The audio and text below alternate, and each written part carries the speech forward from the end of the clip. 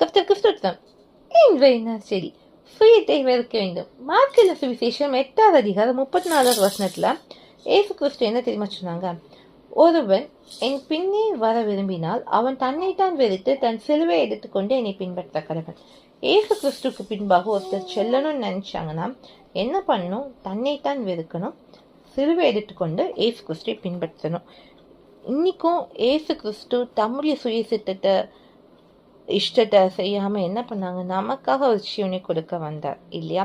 தன்னைத்தான் வெறுத்தார். அவர் பிதாவுடைய சமூகத்துல எவ்வளவு மகிமை போதுனவராக இருப்பாங்க, ஆனா எல்லாத்தையும் நமக்காக விட்டுட்டு வந்தாங்க. அப்போ நம்ம என்ன பண்ணணும்? நம்ம வெறுக்கணும், சுய விருப்பங்களை வெறுக்கணும், சிலுவை எடுத்துக்கொண்டு ஏசு கிறிஸ்துவை பின்பற்றணும். இன்னைக்கு இதுக்கு நம்ம தயாரா இருக்கோமா? ஏசுவை பின்பற்றணும்னா நம்ம இஷ்டம் இருக்கக்கூடாது, பிதாவின் சித்தம் தான் நம்ம வாழ்க்கையில் இருக்கணும். ஏசு கிறிஸ்து நம்ம வாழ்க்கையில் அனுமதிச்ச பாதையில நடக்கணும். அவர் எப்படி நடந்தாரோ, பொறுமை உள்ளவராய், அன்புள்ளவராய், எல்லாரையும் நேசிக்கிறவராய் இருந்தாரோ அதே போல நம்ம வாழணும். அப்படி நம்ம வாழும் போது ஏசுவின் சீஷராக இருப்போம். அதனால ஏசு கிறிஸ்துவை பின்பற்றணும்னா சுயத்தை வெறுக்கணும், பிதாவின் சித்தத்தை நிறைவேற்றணும். இதுவே இன்றைய செய்தி. முடிவுல விட்டோம்.